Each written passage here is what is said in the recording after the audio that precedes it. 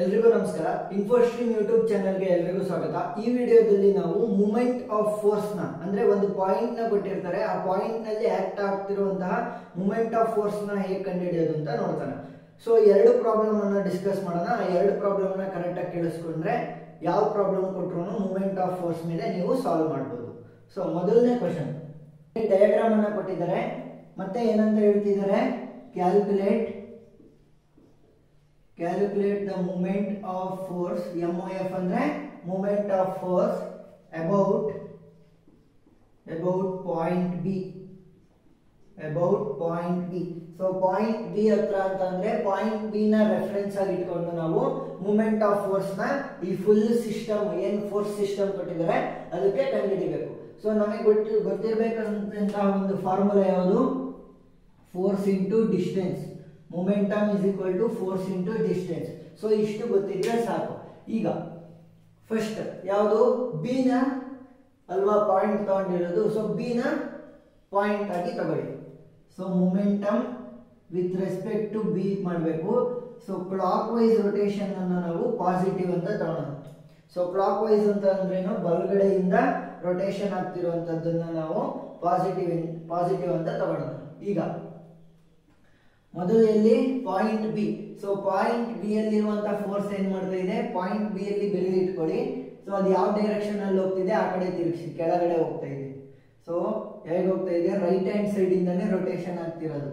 So ಏನಾಯ್ತು, positive clock wise rotation plus 15 plus ಏನ್ ಬರೆಯೋದು ಬೇಡ, 15 ಇಂಟು ಡಿಸ್ಟೆನ್ಸ್ ನ ಮಾಡಬೇಕು. ಸೊ ಸೇಮ್ ರೆಫರೆನ್ಸ್ ಪಾಯಿಂಟ್ ಅಲ್ಲಿ ಇರೋದ್ರಿಂದ ಡಿಸ್ಟೆನ್ಸ್ ಎಷ್ಟಾಗುತ್ತೆ, 0 ಆಗುತ್ತೆ. ಸೊ ಅಷ್ಟು ಜನ ಏನ್ ಮಾಡ್ತಾರೆ, ಆ ಯಾವ್ದು ರೆಫರೆನ್ಸ್ ಪಾಯಿಂಟ್ ತಗೊಂಡಿರ್ತಾರೆ ಅದನ್ನ ಅದ್ರದ್ದು ಡೈರೆಕ್ಟ್ 0 ಅಂತ ಹೇಳ್ಬಿಡ್ತಾರೆ. ನಾನು ಎಕ್ಸ್ಪ್ಲೈನ್ ಮಾಡಿದೀನಿ ಏನಕ್ಕೆ 0 ಆಗುತ್ತೆ ಅಂತ. ನೆಕ್ಸ್ಟ್ ಯಾವ ಫೋರ್ಸು, 10 ಇದೆ. ನೀವು ಯಾವ್ದಾದ್ರು ಇದಾರೋ ತೊಳೆ ಏನ್ ತಗೊಂಡ್ರು ಸೇಮ್. ಈಗ 10. ಸೊ 10 ನ ನೋಡಿದ್ರೆ ಪಾಯಿಂಟ್ ಬಿ ರೆಫರೆನ್ಸ್ ತಗೊಂಡ್ರೆ ಯಾವ ಕಡೆ ಡೈರೆಕ್ಷನ್ ಹೋಗ್ತಾ ಇದೆ, ಕೆಳಗಡೆ, ಅಂದ್ರೆ ಕ್ಲಾಕ್ ವೈಸ್ ರೊಟೇಷನ್ ಆಗ್ತಾ ಇದೆ. ಸೊ ಕ್ಲಾಕ್ ವೈಸ್ ರೊಟೇಷನ್ ಅಂದ್ರೆ ಪ್ಲಸ್ ಫೋರ್ಸ್ ವ್ಯಾಲ್ಯೂ ಏನು, 10 kilo newton last SI unit ಹಾಕೋಣ, ಯಾಕಂದ್ರೆ ಎಲ್ಲಾರು ಕೂಡ ಕಿಲೋ ನ್ಯೂಟನ್ ನಲ್ಲೇ ಇರೋದು. ಈಗ 10 ಇಂಟು ಡಿಸ್ಟೆನ್ಸ್ ಎಷ್ಟು, ಈ ಬಿ ಇಂದ 10 ಗೆ ಡಿಸ್ಟೆನ್ಸ್ ಇಲ್ಲಿ 3 ಮೀಟರ್ ಇದೆ ಅಂದ್ರೆ ಮೇಲೂ ಕೂಡ 3 ಮೀಟರ್ ಅಲ್ಲ, ಇದು rectangle. So 3 metre 2 metre rectangle ಆಗಿರೋದ್ರಿಂದ ಇಲ್ಲಿ 3 ಇದೆ ಅಂದ್ರೆ ಇಲ್ಲೂ ಕೂಡ 3 ಇರುತ್ತೆ. So 10 into 3 metre plus next ಎಲ್ಲಿದೆ, ಇಲ್ಲಿ 2 ಫೋರ್ಸ್ಗಳಿವೆ. ಸೊ ಈ ಪಾಯಿಂಟ್ ಸಿ ಯಲ್ಲಿರುವಂತ ಒಂದು ಫೋರ್ಸ್ ಯಾವುದು, ಬಿ ಹತ್ರ ನೀವು ಬೆರಳು ಇಟ್ಕೊಂಡ್ರೆ ಈ 20 ಕಿಲೋ ನ್ಯೂಟನ್ ಇದೆಯಲ್ಲ ಹೊರಗಡೆ ಹೋಗ್ತಾ ಇದೆ. ಸೊ ಹೊರಗಡೆ ಅಂದ್ರೆ ಹೀಗೆ ಆಂಟಿ ಕ್ಲಾಕ್ ವೈಸ್ ರೊಟೇಷನ್ ನೋಡಿ, ಲೆಫ್ಟ್ ಇಂದ ಬರ್ತಾ ಇದೆ, ಹೀಗೆ ನೋಡಿ ಹಿಂಗ್ ಹೋಗ್ತಾ ಇದೆ. ಸೊ ಮೈನಸ್ 20 ಇಂಟು ಡಿಸ್ಟೆನ್ಸ್ ಎಷ್ಟು, ಸೊ ಬಿ ಇದೆಯಲ್ಲ, ಸೊ ಬಿ ಏನಾಗುತ್ತೆ, ಈ ರೀತಿನೇ ಆಕ್ಟ್ ಆಗ್ತಾ ಹೋಗುತ್ತೆ ಈ ಲೈನ್ ಅಲ್ಲಿ. ಸೊ ಈ ಲೈನ್ಗೂ ಮತ್ತೆ ಈ ಲೈನ್ಗೂ ಇರುವಂತ ಡಿಸ್ಟೆನ್ಸ್ ಎಷ್ಟು, 2 ಮೀಟರ್. ನೋಡಿ ಇಲ್ಲಿಂದ ಇಲ್ಲಿಗಿರೋ ಡಿಸ್ಟೆನ್ಸ್ ಇಲ್ಲಿಂದ ಇಲ್ಲಿಗಿದೆ. ಸೊ 20 ಕಿಲೋ ನ್ಯೂಟನ್ ಎಷ್ಟು, 2. ನೆಕ್ಸ್ಟ್ ಇಲ್ಲಿ ಬಿ ಇಂದ ರೆಫರೆನ್ಸ್ ತಗೋಬೇಕು. ಸಿ ಯಲ್ಲಿರೋ ಇನ್ನೊಂದು ಫೋರ್ಸ್ ಯಾವುದು, 30 ಕಿಲೋ ನ್ಯೂಟನ್.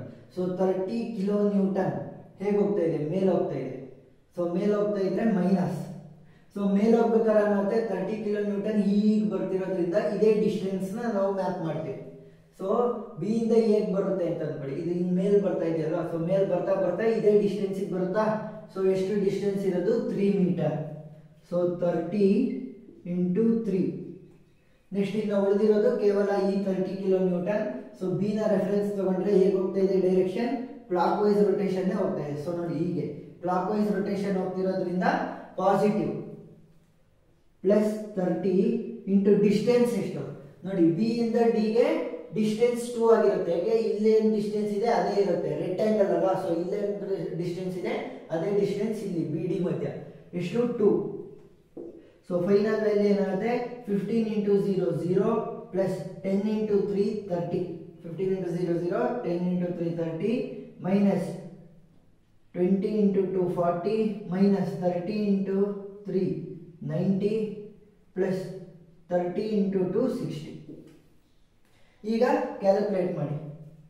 ಪ್ಲಸ್ 30 ಪ್ಲಸ್ 60 ಎಷ್ಟು 90 9 ಪ್ಲಸ್ ಸಾರಿ ಪ್ಲಸ್ 30 ಪ್ಲಸ್ 60 90 ಆಯ್ತಾ ಪ್ಲಸ್ 90 ಮೈನಸ್ 90 ಎಲ್ಲ ಕ್ಯಾನ್ಸಲ್ ಆಯ್ತು ಇನ್ನು ಉಳಿದಿರೋದೇನು ಮೈನಸ್ 40 ಮಾತ್ರ ಉಳಿದು ಸೊ ಮೈನಸ್ ವ್ಯಾಲ್ಯೂ ಬಂತಲ್ವಾ ಎಸ್ ಐ ಯೂನಿಟ್ ಏನು ಫೋರ್ಸ್ಗಳ ವ್ಯಾಲ್ಯೂ ಏನಿತ್ತು ಕಿಲೋ ನ್ಯೂಟನ್ ಇತ್ತು ಫೋರ್ಸ್ಗಳದ್ದು ನೆಕ್ಸ್ಟ್ ಡಿಸ್ಟೆನ್ಸ್ ಯಾವ್ದ್ರಲ್ಲಿ ಇರೋದು ಮೀಟರ್ ಅಲ್ಲಿ ಇರೋದು ಸೊ ಕಿಲೋ ನ್ಯೂಟನ್ ಮೀಟರ್ ಆದ್ರೆ ಮೈನಸ್ ಅಲ್ಲಿ ವ್ಯಾಲ್ಯೂ ಬಂದಿದೆಯಲ್ಲ ಏನು ಅಂತಂದ್ರೆ ನಮ್ಮ ರಿಸಲ್ಟೆಂಟ್ ಫೋರ್ಸ್ ಏನಾಗ್ತಿದೆ ಅಥವಾ ಮೊಮೆಂಟಮ್ ಏನಾಗ್ತಾ ಇದೆ ಆಂಟಿ ಕ್ಲಾಕ್ ವೈಸ್ ರೊಟೇಟ್ ಆಗ್ತಾ ಇದೆ ಅಂತ ಅರ್ಥ ಆಂಟಿ ಕ್ಲಾಕ್ ವೈಸ್ ಏನಕ್ಕೆ ಅಂತಂದ್ರೆ ನಾವು ಕ್ಲಾಕ್ ವೈಸ್ ಗೆ ಪಾಸಿಟಿವ್ ಅಂತ ತಗೊಂಡಿದ್ದಲ್ವಾ ಅಂದ್ರೆ ನಮ್ಮ ಫೈನಲ್ ವ್ಯಾಲ್ಯೂ ನೆಗೆಟಿವ್ ಬಂದಿರೋದ್ರಿಂದ ಆಂಟಿ ಕ್ಲಾಕ್ ವೈಸ್ ನೆಗೆಟಿವ್ ಆಗಿದೆ ಅಂತ ಅರ್ಥ ಈಗ ಎರಡನೇ ಪ್ರಾಬ್ಲಮ್ ಅನ್ನ ಸಾಲ್ವ್ ಮಾಡೋಣ ಎರಡನೇ ಕ್ವಶನ್ ಇದೆ ಸೊ ಅವ್ರೇನ್ ಹೇಳಿದರೆ ಅಟ್ ಪಾಯಿಂಟ್ ಎ ಅಂತಂದ್ರೆ ರೆಫರೆನ್ಸ್ ಪಾಯಿಂಟ್ ನ ಎ ಆಗಿ ಕನ್ಸಿಡರ್ ಮಾಡಬೇಕು ಈಗ ನಾನು ರೆಫರೆನ್ಸ್ ಪಾಯಿಂಟ್ ನ ಎ ಅಂತ ಕನ್ಸಿಡರ್ ಮಾಡಿದ್ರೆ ಫಸ್ಟ್ ಮೊಮೆಂಟಮ್ ಏನಾಗುತ್ತೆ ಮೊಮೆಂಟಮ್ ಅಕ್ರಾಸ್ ಎ ಮತ್ತೆ ಕ್ಲಾಕ್ ವೈಸ್ ರೊಟೇಷನ್ ಅನ್ನ ಪಾಸಿಟಿವ್ ಅಂತ ತಗೊಂತೀನಿ ವಿಚ್ ಈಸ್ ಈಕ್ವಲ್ ಟು ಮೊದಲನೇ ಫೋರ್ಸ್ ಏನು ಎ ಇಂದ ಎ ಗೆ ಬರ್ತಾ ಇರಬೇಕು ಇಲ್ಲ ಎ ಇಂದ ಹೋಗ್ತಾ ಇರಬೇಕು ಸೊ ಎ ಇಂದ ಯಾವ್ದಾದ್ರು ಎ ಗೆ ಯಾವ್ದಾದ್ರು ಬರ್ತಾ ಇದೆಯಾ ಫೋರ್ಸ್ ಇಲ್ಲ ಎ ಪಾಯಿಂಟ್ ಇಂದ ಯಾವ್ದಾದ್ರು ಫೋರ್ಸ್ ಹೋಗ್ತಾ ಇದೆಯಾ ನೋಡಿ ಇಲ್ಲಿ ಹೋಗ್ತಾ ಇದೆ ಯಾವುದು 2 kilo newton so 2 kilo newton ಏನಾಗುತ್ತೆ 2 ಇಂಟು ಡಿಸ್ಟೆನ್ಸ್ ಎಷ್ಟು ಸೊ ಎ ಇಂದನೇ ಹೋಗ್ತಿರೋದ್ರಿಂದ ಡಿಸ್ಟೆನ್ಸ್ ಏನಾಗುತ್ತೆ 0 ಆಗುತ್ತೆ 2 ಇಂಟು 0 0 ನೆಕ್ಸ್ಟ್ ಯಾವ್ದು ಫೋರ್ಸ್ ಇದೆ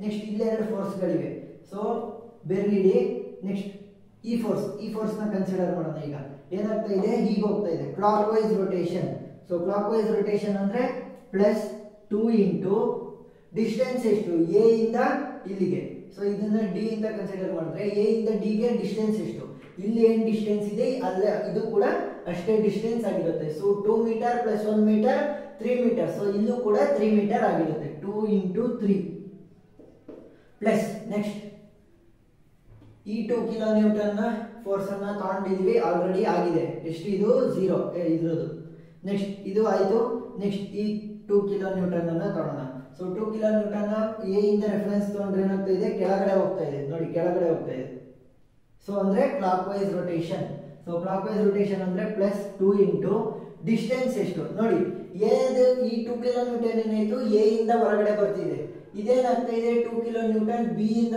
ಮತ್ತೆ ಸಿ ಮುಖಾಂತರ ಹೊರಗಡೆ ಬರ್ತಾ ಇದೆ ಸೊ ಡಿಸ್ಟೆನ್ಸ್ ಎಷ್ಟಾಗುತ್ತೆ ಇಲ್ಲಿಂದ ಬಿ ಇರುವಂತ distance 2 metre plus 2 metre 4 metre ನೋಡಿ ಹೀಗೆ ಇಲ್ಲಿಂದ ಬರ್ತಿರೋದು ಹೀಗೆ ಬರ್ತಾ ಇದೆ ಅಂತ ಅರ್ಥ ಸೊ 2 ಕಿಲೋ ನ್ಯೂಟನ್ ಡಿಸ್ಟೆನ್ಸ್ ಎಷ್ಟಾಗುತ್ತೆ 4 ಮೀಟರ್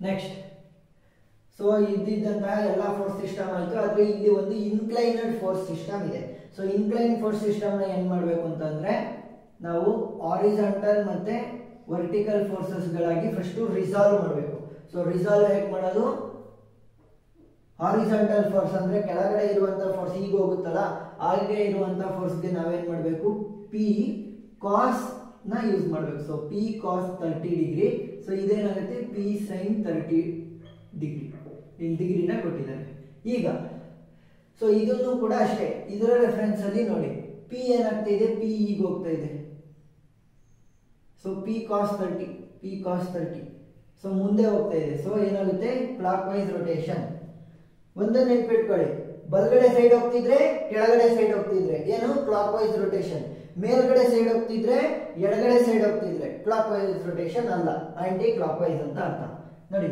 ಬಲಗಡೆ ಸೈಡು ಕೆಳಗಡೆ ಸೈಡು ಕ್ಲಾಕ್ ವೈಸ್ ರೊಟೇಷನ್ ಮೇಲ್ಗಡೆ ಸೈಡು ಎಡಗಡೆ side aunty clock wise rotation so ನೀವು ತಿಳ್ಕೊಳ್ಳಿ ಬಲಗಡೆ ಪ್ಲಸ್ ಕೆಳಗಡೆ ಪ್ಲಸ್ ಎಡಗಡೆ ಮೈನಸ್ ಮೇಲ್ಗಡೆ ಮೈನಸ್ ಇಷ್ಟೇ simple clockwise anticlockwise ತಲೆನೇ ಕೆಡಿಸ್ಕೋಬೇಡಿ ಈಗ ರೆಫರೆನ್ಸ್ ಅಲ್ಲಿ ಏನಾಯ್ತು ಪಾಸಿಟಿವ್ ಬಂತು ಅಂತಂದ್ರೆ plus P cos 30 degree force ಆಯ್ತು ಇದು ವ್ಯಾಲ್ಯೂ ಡಿಸ್ಟೆನ್ಸ್ ಎಷ್ಟಪ್ಪ ನೋಡಿ ಎ ಇಂದ ಡಿಸ್ಟೆನ್ಸ್ ಅಂತ ಬಂದ್ರೆ 2 ಮೀಟರ್ ಡಿಸ್ಟೆನ್ಸ್ ಎಷ್ಟು 2 ಮೀಟರ್ ಅಲ್ಲಿ ಇರೋದು ಸೊ ಇದು ಒಂದು ಸ್ಟ್ರೈಟ್ ಲೈನ್ ತರನೇ ಬರುತ್ತೆ ಹೊರತು ಸೊ ಸ್ಟ್ರೈಟ್ ಲೈನ್ ತರ ಬಂದಾಗ ಡಿಸ್ಟೆನ್ಸ್ ಎಷ್ಟಾಗುತ್ತೆ 2 ಮೀಟರ್ ಸೊ ನೋಡಿ ಇಲ್ಲಿಂದ ಇಲ್ಲಿವರೆಗೂ ಇರುವಂತ ಡಿಸ್ಟೆನ್ಸ್ ಇಲ್ಲಿ ಆಕ್ಟ್ ಆಗ್ತಿರೋದು ಸೊ 2 ಮೀಟರ್ ಇಂಟು 2 ನೆಕ್ಸ್ಟ್ ಇನ್ಯಾವುದು ಫೋರ್ಸ್ ಇರೋದು P sine 30 so P sine 30 ಮೇಲೆ ಹೋಗ್ತಾ ಇದೆ ಅಂದ್ರೆ aunty clock wise rotation minus P sine 30 degree into ಅದರ ಡಿಸ್ಟೆನ್ಸ್ ಎಷ್ಟಾಗುತ್ತೆ ನೋಡಿ, ಮೇಲಕ್ಕೆ ಹೋಗ್ತಾ ಇದೆ.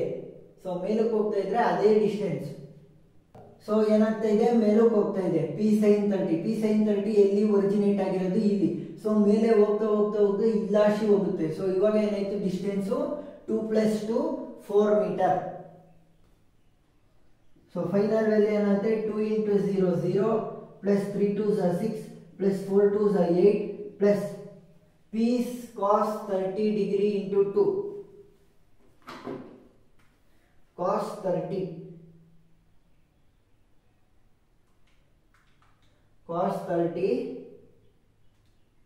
into 2 1.78 P into 1.782 0 plus P into sin 30 degree into 4 which is equal to 1.8159. ನೀವು ಎಷ್ಟಾದ್ರೂ ಡೆಸಿಮಲ್ ತಗೊಬೋದು, ಜಾಸ್ತಿ ಡೆಸಿಮಲ್ ತಗೊಂಡಷ್ಟು ಅಕ್ಯುರೇಸಿ ಜಾಸ್ತಿ ಆಗ್ತಾ ಹೋಗುತ್ತೆ. ಇವಾಗ momentum across A. So momentum across A ಏನಾಗಿತ್ತು, 0 ಆಗಿತ್ತು. ಯಾಕೆ, ಅದೇ ಪಾಯಿಂಟ್ ಅಲ್ಲಿ ರೆಫರೆನ್ಸ್ ತಗೊಂಡಿರೋದು. So which is equal to 0. So 0ಗೆ ನಾವು ಈಕ್ವೇಟ್ ಮಾಡಿದಾಗ ಪಿ ವ್ಯಾಲ್ಯೂನ ಒಂದ್ ಕಡೆ ಇಟ್ಕೊಳ್ಳೋಣ, ಇನ್ನು ಉಳಿದಿರೋ ವ್ಯಾಲ್ಯೂನೆಲ್ಲ ಈ ಕಡೆ ತರೋಣ. ಸೊ 0 + 6 ಆಯ್ತು. 6 + 8 ಏನು 14. So 14 minus which is equal to, ಇವಾಗ ಏನು ಉಳ್ಕೊಂತು ಬಲಗಡೆ ಸೈಡ್ ಅಲ್ಲಿ ಪಿ ಇಂಟು ಪಿ ನ ಕಾಮನ್ ತಕೊಂತೀನಿ. ಇವೆರಡರಲ್ಲೂ ಕೂಡ ಪಿ ಕಾಮನ್ ಅಲ್ವಾ. ಸೊ ಪಿ ಕಾಮನ್ ತಕೊಂಡ್ರೆ 1.7820 ಪ್ಲಸ್ 1.8159. ಈಗ 14 ಡಿವೈಡೆಡ್ ಬೈ ಈ ವ್ಯಾಲ್ಯೂ ಏನು ಬರುತ್ತೆ ಅದನ್ನ ಕೆಳಗಡೆ ಬರ್ಸಿದ್ರೆ ಎಷ್ಟಾಗುತ್ತೆ, 1.7820 ಪ್ಲಸ್ 1.8159. ಸೊ ಎಷ್ಟಾಯ್ತು, 3.5979. ಸೊ ಫೈನಲ್ ಪಿ ವ್ಯಾಲ್ಯೂ ಏನಾಗುತ್ತೆ, ಸೊ ಈ ಫೋರ್ಸ್ ಪಿ ವ್ಯಾಲ್ಯೂ ಏನಾಗುತ್ತೆ, 14 ಡಿವೈಡೆಡ್ ಬೈ 3.5979. ಸೊ ವ್ಯಾಲ್ಯೂ ಏನು ಬಂತು, 3.8911. ಸೊ ಫೋರ್ಸ್ ಆಗಿರೋದ್ರಿಂದ ನ್ಯೂಟನ್ ನಲ್ಲಿ ರೆಪ್ರೆಸೆಂಟ್ ಮಾಡಬೇಕು. ಫೋರ್ಸ್ ಆಗಿದ್ರಿಂದ ನ್ಯೂಟನ್ ಅಲ್ಲಿ ರೆಪ್ರೆಸೆಂಟ್ ಮಾಡಬೇಕು. ಆದ್ರೆ ಇಲ್ಲಿ ಪ್ರತಿಯೊಂದು ಫೋರ್ಸಸ್ ಗಳನ್ನು ಕೂಡ ಕಿಲೋ ನ್ಯೂಟನ್ ಅಲ್ಲಿ ಕೊಟ್ಟಿರೋದ್ರಿಂದ ಕಿಲೋ ನ್ಯೂಟನ್ ಅಲ್ಲಿ ರೆಪ್ರೆಸೆಂಟ್ ಮಾಡೋಣ. ಸೊ ಒಬ್ಬರಿಗೆ ಒಂಚೂರು ವ್ಯಾಲ್ಯೂಗಳು ಡಿಫರೆನ್ಸ್ ಆಗುತ್ತೆ. ಇದು ಒಬ್ಬರಿಗೆ 4 ಬರುತ್ತೆ, ಒಬ್ಬರಿಗೆ 3.9 ಬರುತ್ತೆ. ಏನಕ್ಕೆ ಅಂತಂದ್ರೆ ನಾವು ತಗೊಳ್ಳುವಂತ ಎಷ್ಟು ಡೆಸಿಮಲ್ ನಂಬರ್ ನ ತಗೊಂತೀವಿ ಅದ್ರ ಮೇಲೆ ಡಿಪೆಂಡ್. ನೀವು 4 ನಂಬರ್ಸ್ ನ ತಗೊಂಡ್ರೆ ಡೆಸಿಮಲ್ ಆದ್ಮೇಲೆ ಈ ರೀತಿ ಬರುತ್ತೆ. 3 ನಂಬರ್ಸ್ ತಗೊಂಡ್ರೆ ಒಂಚೂರು ವೇರಿ ಆಗುತ್ತೆ, 2 ನಂಬರ್ಸ್ ತಗೊಂಡ್ರೆ ಒಂಚೂರು ವೇರಿ ಆಗುತ್ತೆ, 1 ನಂಬರ್ ತಗೊಂಡ್ರೆ ಒಂಚೂರು ವೇರಿ ಆಗುತ್ತೆ. ಸೊ ಡೆಸಿಮಲ್ ನಂಬರ್ ಮೇಲೆ ಇಲ್ಲಿ ಆನ್ಸರ್ ವೇರಿ ಆಗುತ್ತೆ. ಏನ್ ಚಿಂತೆ ಮಾಡಂಗಿಲ್ಲ, ಮಾರ್ಕ್ಸ್ ಅನ್ನ ಕೊಡ್ತಾರೆ. ಸೊ ಮೂಮೆಂಟ್ ಆಫ್ ಫೋರ್ಸ್ ಬಗ್ಗೆ ಎಲ್ಲರಿಗೂ ಅರ್ಥ ಆಗಿದೆ ಅಂತ ಅನ್ಕೊಂತೀನಿ. ಏನಾದ್ರೂ ಡೌಟ್ ಇದ್ರೆ ಕಮೆಂಟ್ ಸೆಕ್ಷನ್ ಅಲ್ಲಿ ತಿಳಿಸಿ. Thank you.